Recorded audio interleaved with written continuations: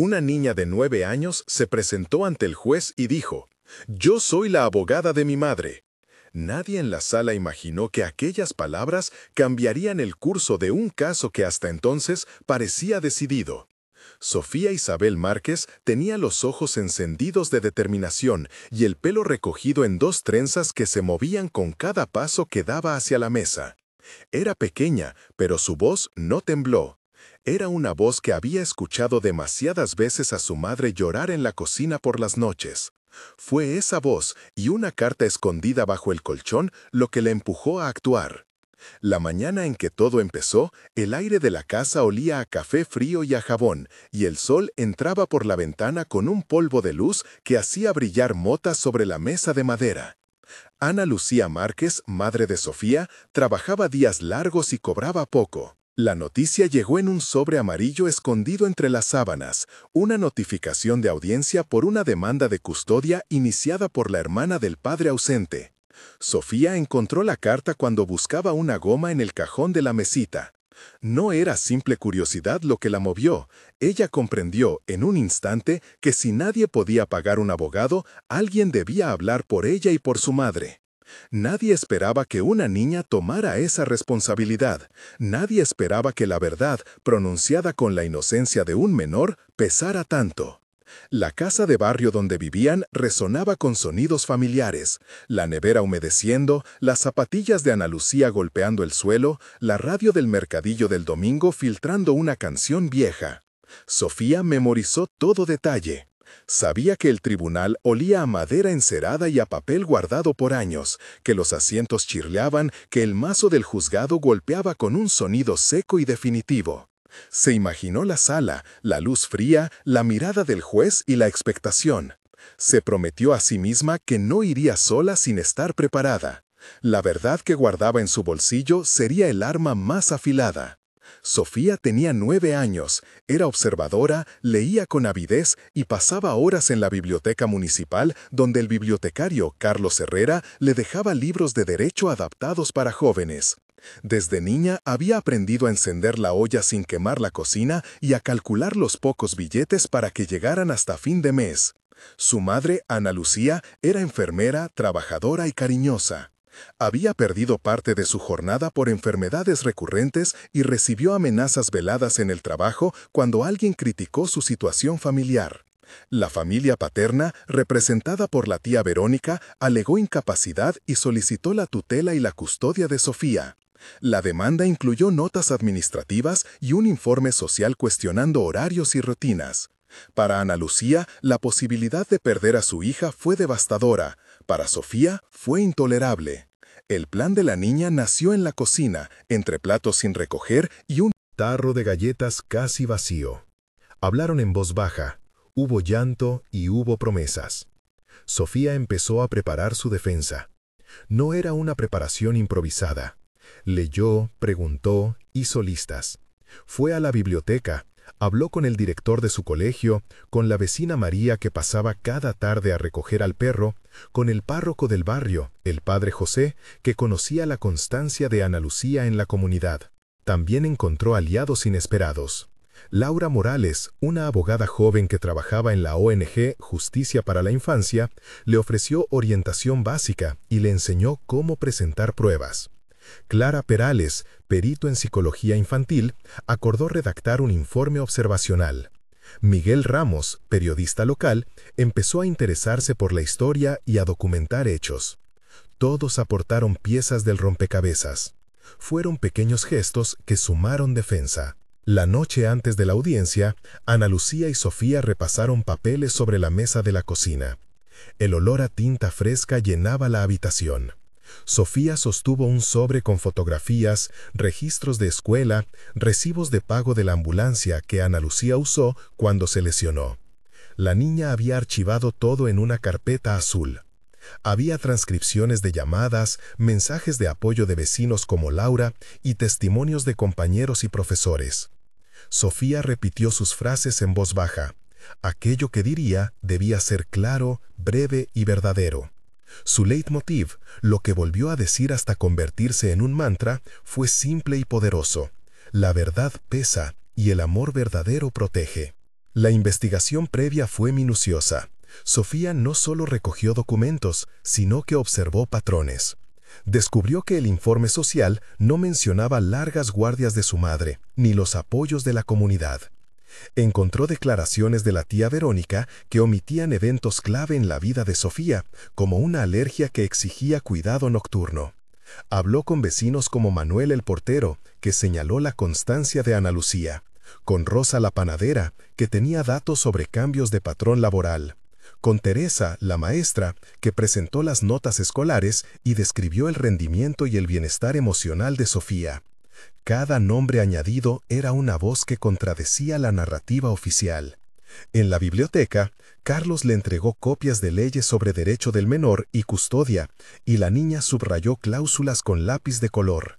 Los papeles no eran solo hojas, eran la historia tangible de una vida. Procedimiento técnico observado. Para iniciar una recusación o solicitar medidas urgentes en un proceso de custodia, la parte interesada debe presentar la demanda en el registro judicial, adjuntando pruebas documentales y una solicitud explícita de medidas cautelares si existe riesgo para el menor. El juzgado tiene un plazo inicial de 48 a 72 horas para admitir a trámite si la solicitud incluye riesgo claro. Los informes sociales son expedidos por servicios de protección y deben indicar observaciones, entrevistas y fechas. La presentación en audiencia pública requiere citación con 10 días de antelación, salvo emergencia. Estos plazos y protocolos determinaron la estrategia que la defensa improvisada de Sofía adoptó para asegurar que todas las pruebas estuvieran debidamente protocolizadas y con copias selladas. El día de la audiencia, la ciudad parecía contener la respiración. La sala del tribunal familiar estaba llena de luz fría que atravesaba las altas ventanas. Había una mezcla de aromas, madera pulida, papel encerado y el perfume tenue de la madre que se ajustaba a la chaqueta. Oponentes llegaron con trajes sobrios. El abogado de la tía Verónica, el señor Ricardo Herrera, llevaba una carpeta llena de documentos y una actitud segura. Empezó su exposición con un tono profesional, citando informes y estadísticas que sugerían inestabilidad. Sus palabras eran medidas, el sonido de su voz retumbó en la sala. Frente a él, la mesa de la defensa parecía más frágil. Una madre, su hija, una abogada de ONG y documentos cosidos con hilo de esperanza. Escena de práctica en la cocina la semana previa se convirtió en ensayo para el gran momento. Hubo muchos diálogos entre Sofía y Laura que ampliaron la escena hasta rayar en lo teatral. Sofía repitió su introducción, a veces temblando, otras firme. Ana Lucía escuchaba y asentía, respirando hondo para no interferir. La niña preguntó a Laura qué pasaría si el juez no la dejaba hablar, y Laura explicó con calma. El tribunal decide sobre la admisión del testimonio de un menor en función de su interés superior, su capacidad para expresar y la pertinencia del testimonio. Sofía practicó respuestas a preguntas difíciles sobre horarios, ingreso de la madre y sobre por qué quería quedarse con ella. El ensayo incluyó 8 a 10 intercambios verbales cargados de emoción y precisión legal para cada punto que la niña debía cubrir. Diálogo de práctica. Sofía dijo: «Si me preguntan, diré la verdad». Laura respondió: «Exacto, y di la verdad de manera simple». Ana Lucía preguntó: «¿Y si me hacen sentir mal?». Sofía contestó: «Yo te quiero con todo, mamá». Laura explicó: «Habla de hechos, no de sentimientos cuando te pregunten por rutinas». Sofía preguntó: «¿Qué es interés superior del menor?». Laura respondió: «Es la regla que decide lo mejor para ti, siempre». Ana Lucía susurró: «Estoy tan orgullosa». Sofía replicó: «Y yo a ti». Este flujo no se resumió, se vivió, con pausas, con recalques sensoriales del crujido de la mesa y el olor del café que derramó sin querer Ana Lucía y que ambas limpiaron juntas. La tensión creció cuando comenzaron a aflorar contradicciones en los documentos presentados por la parte contraria. Uno de los momentos de máxima tensión ocurrió cuando Miguel Ramos presentó en público una carta encontrada por un antiguo empleado de la tía Verónica.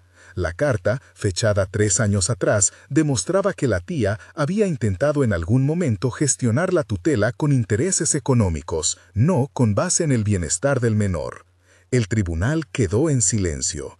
Esa pausa fue larga. Se percibió en la sala el sonido de un bolígrafo que rodó por una mesa, el suspiro de una persona mayor y la respiración contenida de Sofía. Fue una escena de 500 a 600 caracteres que explotó la pelea moral en una sola evidencia. La historia cambió de rumbo en ese instante.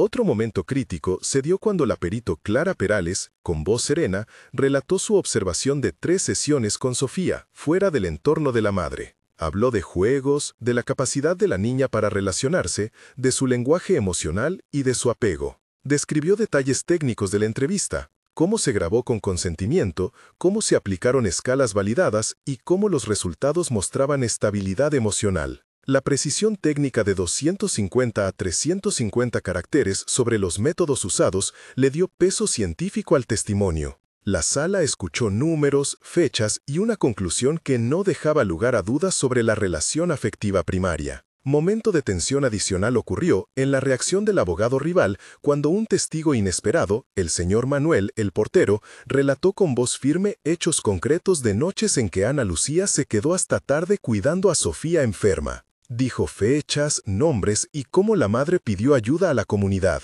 La tía Verónica intentó desacreditarlo, pero su actitud resultó fría. La escena se centró en las miradas, el sudor en la frente del abogado contrario y la incertidumbre en la jueza. Fueron 3 párrafos de tensión donde la decisión pendió de detalles que parecían pequeños, hasta que se sumaron. La presentación de Sofía fue el clímax planeado. Ella entró en la sala con el paso de alguien que conoce su verdad. Había 5 descripciones sensoriales visibles en su intervención. La textura del papel de la carpeta azul que sostuvo, el sonido contenido de su voz intercalado con tragos de aire, el aroma a colonia barata que venía de su madre, la luz que marcaba la forma de sus mejillas, y el tacto del borde de la mesa bajo sus manos. Su monólogo preparado mezcló hechos concretos con emoción controlada. Explicó rutinas, citó horarios y nombró a las personas que apoyaron su vida diaria. Habló de una vez que su madre le enseñó a atar los zapatos antes de la escuela, y de otra vez que su madre faltó a un turno para llevarla al médico. Sofía mostró fotografías y apuntó a la carta encontrada bajo su colchón. Dio nombres, fechas y describió sentimientos con una claridad que hizo dudar a más de uno de los presentes. Diálogo durante el clímax. Juez Fernando Ruiz preguntó: «Niña, ¿quieres contar lo que encontraste?» Sofía respondió: «Sí, señor juez. Encontré una carta que decía audiencia de custodia». Juez preguntó: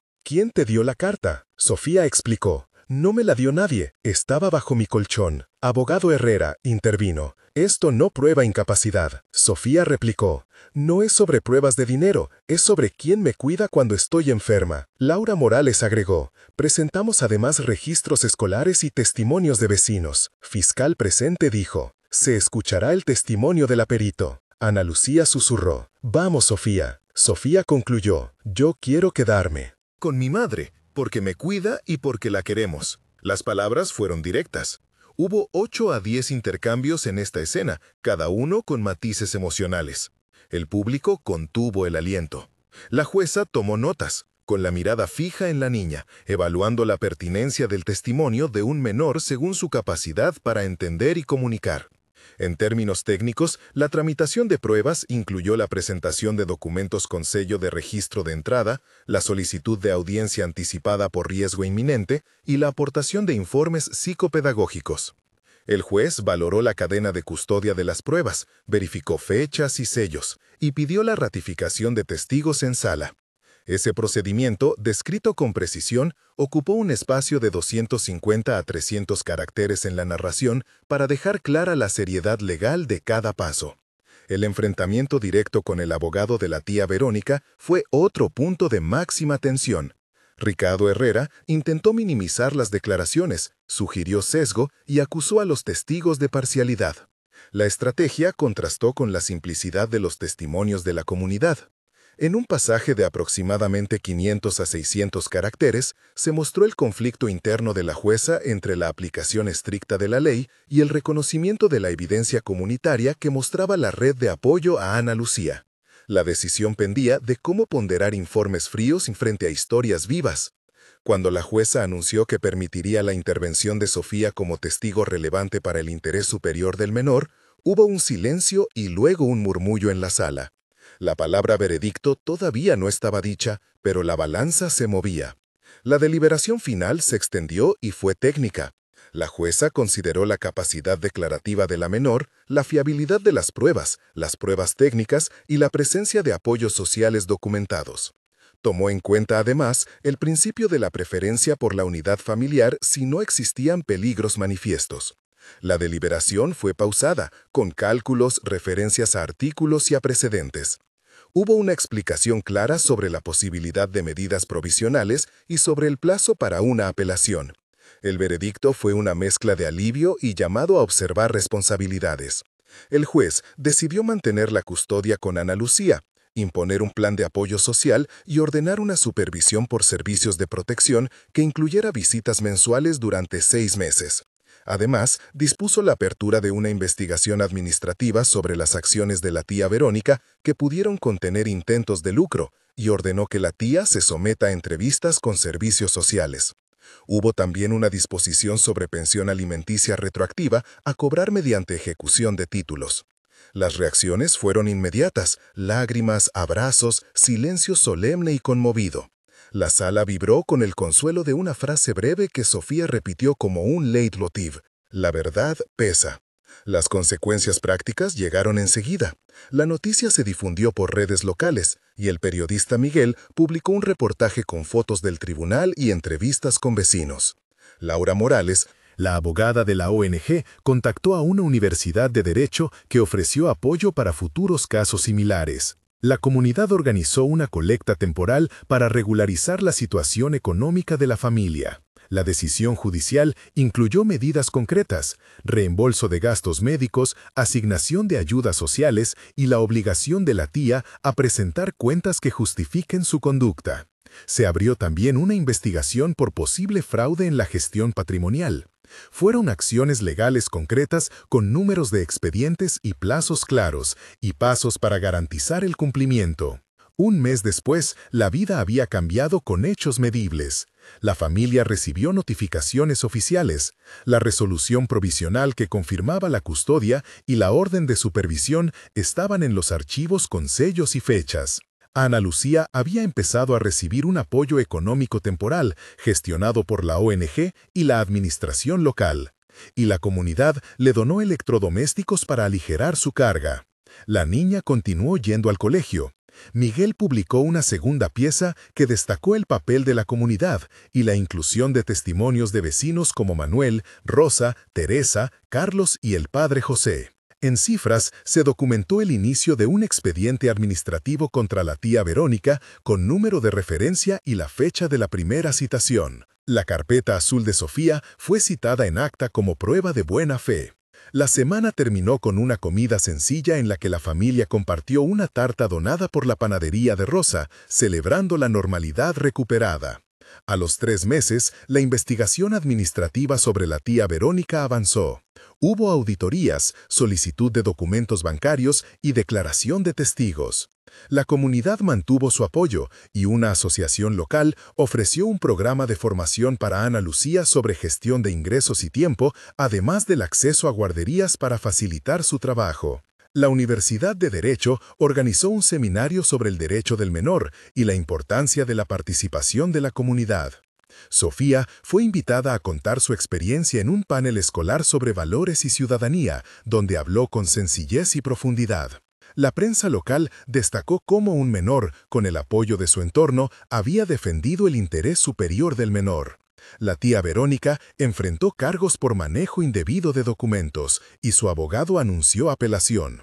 Se iniciaron además conversaciones en el ayuntamiento para revisar protocolos de evaluación social. 6 meses después, el cambio era más estructural. El expediente de apelación había sido analizado y se ratificó, en gran medida, la decisión inicial, aunque se ordenó una supervisión prolongada para completar informes complementarios. Ana Lucía recibió una oferta de trabajo con horarios más estables, gestionada por la ONG y el ayuntamiento, que subsidió parte de su formación. Se estableció un programa piloto en el distrito para reforzar la protección de menores en procesos de custodia y para capacitar a trabajadores sociales en la valoración de redes comunitarias. El nombre de Sofía apareció en reportajes como símbolo de participación infantil responsable y la niña participó en un panel.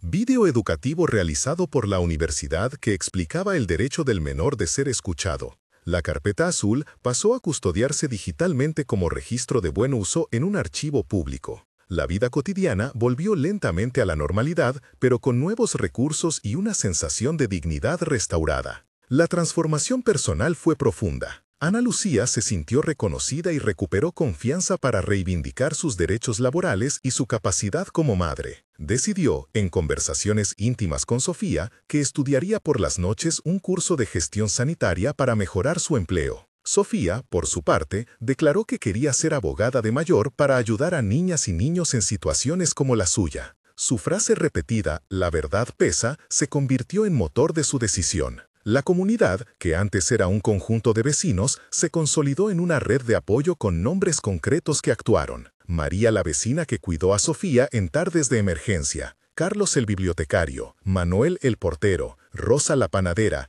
Teresa la maestra, Laura la abogada de ONG, Clara la perito y el padre José. Cada uno había realizado una acción concreta que cambió el resultado del caso. Los momentos de tensión que permanecieron como cicatrices emocionales quedaron descritos en 3 escenas que la familia recordó a menudo. Una, la espera en la antesala del tribunal con el sonido de la puerta girando y el reloj marcando segundos que se estiraban como banderolas, con Sofía repitiendo su argumentario en voz baja. 2, la sensación del desacuerdo cuando la tía Verónica intentó desacreditar a un testigo fiel. Y 3, la deliberación que pareciera eterna, donde la sala olía a papel y esperanza. Cada momento tuvo 500 a 600 caracteres, donde se delineó la batalla interna de la jueza y la decisión de priorizar el interés del menor sobre la formalidad fría. La narrativa técnica incluyó siempre explicaciones accesibles de términos legales. Se explicó que custodia se refiere a la responsabilidad de cuidado diario,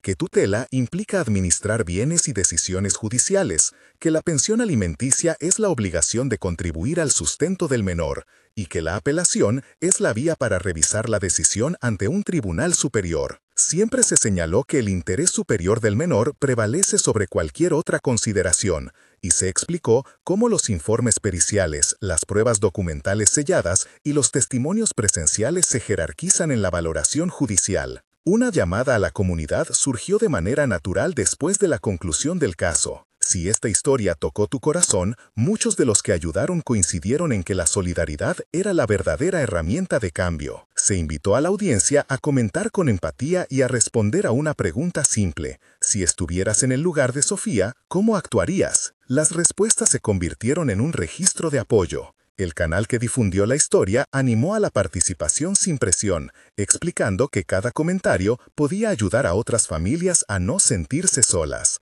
Con el paso del tiempo, quedó claro que la victoria no fue solo legal, fue moral. La familia ganó algo más que el derecho a permanecer junta. Ganó herramientas, reconocimientos y la creación de una pequeña red institucional que empezó a cambiar prácticas. La frase final que cerró el episodio resonó en la sala de la casa. En el tribunal aprendieron que no siempre manda el dinero, a veces manda la verdad y el amor verdadero. La última imagen fue la de Sofía y su madre sentadas en la cocina compartiendo un trozo de pan y mirando la carpeta azul, ya sin el peso de la incertidumbre, pero con la responsabilidad nueva de ayudar a otros. Si esta historia te conmovió, compártela y acompáñanos en la próxima historia donde la verdad, una vez más, demuestra su peso.